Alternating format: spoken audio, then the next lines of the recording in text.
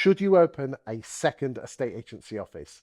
Today, I'm joined by Lee Pendleton, who is the boss man of James Pendleton, a 9-branch network in Southwest London that recently sold to Chesterton's. Lee, you've been in estate agency for 20, 30 years. You started your own estate agency around the millennium and you sold it as a 9-brancher. Should you open that second office? Should you open that third office? What I want to do is let's get some top tips on opening and running a multi-branch operation. Talk to me.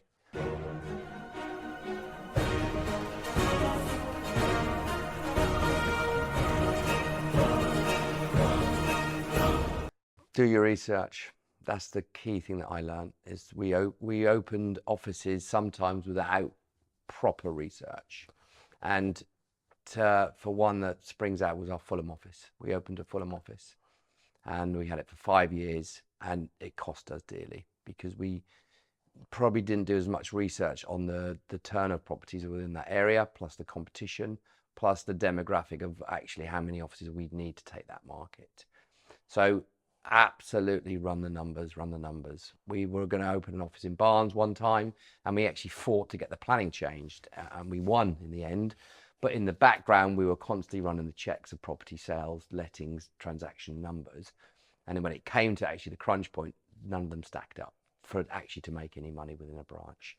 So my key advice is, if you're thinking about opening an office within an area, is do you need it? Number one. Can you extend into that area without it? Do you think some of it is ego that they want some people?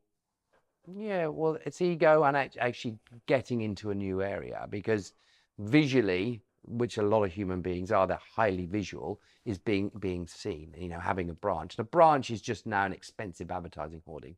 That's really what it's become. We were going to, in the future, if we'd have kept James Pendleton, is convert the branches into being much more user-friendly spaces for people and for clients. Because coming back to branch was a program that we had set in place for the future, because as years went by, less and less people coming to the branch, and they become very expensive advertising hoardings. So I never forget, one big corporate agent told me, so yeah, well, I've got the biggest office on the road. I thought, yeah, you've got the most expensive office on the road, which is going to hurt at some point. So we went from having super large offices to super small hubs. And less need for the big space. We originally said about multiple branches, and my position in the industry allows me to see things that probably other people don't. And I've noticed that when you open up that next office, the chances of success are a lot greater if either one of these two things happen. Number one, an equity partner goes into the business, or number two, you have a mini-me that can either go to the new branch, or the mini-me stops at your existing branch and goes to the new one. Because quite often you can go to the new one as the boss, but the existing one suffers because you're not there. Correct. Now, you're very lucky at the time you had 2 business partners. So I'm assuming that when you and Lucy opened up the second branch, you probably split yourselves in half. We did. What did you do when you went to number 3? Again, that was a challenging point, without a doubt.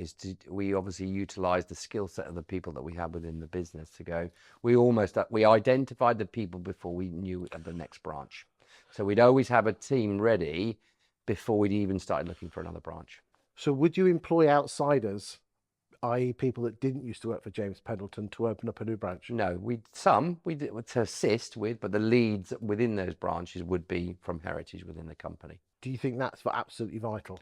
It is vital, because if you get into a new area and you're talking to new clients, what can you say about the business if you've got somebody brand new? But yeah, I mean, each office opening had its challenge, without a doubt.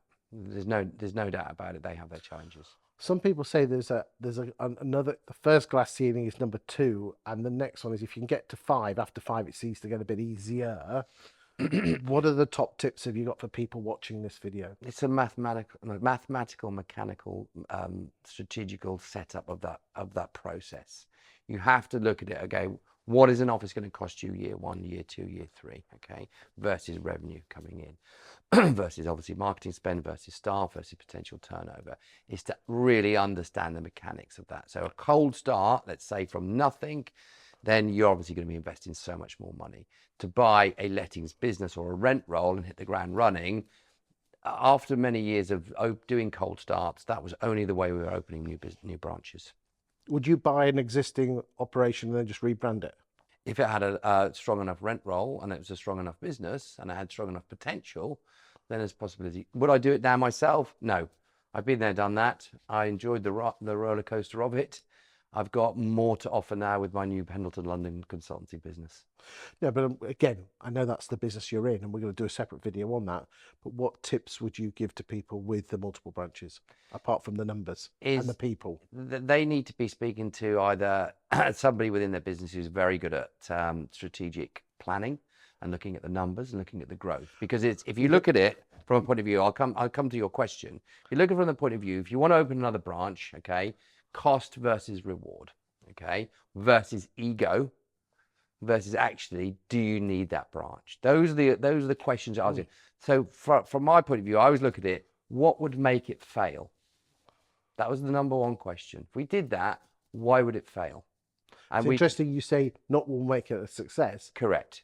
We deconstruct the whole thing. We do almost like a pre-mortem of the business. Okay, why would it fail? I wish we'd have done that. I wish I had the experience to go back in time and some of the offices that we opened going, what I now know exactly why it would fail. You know, there's so many things, but I guess writing an actual failure plan isn't as important as writing a success plan. Thank you for that wonderful insight today, Lee. Thanks, Chris.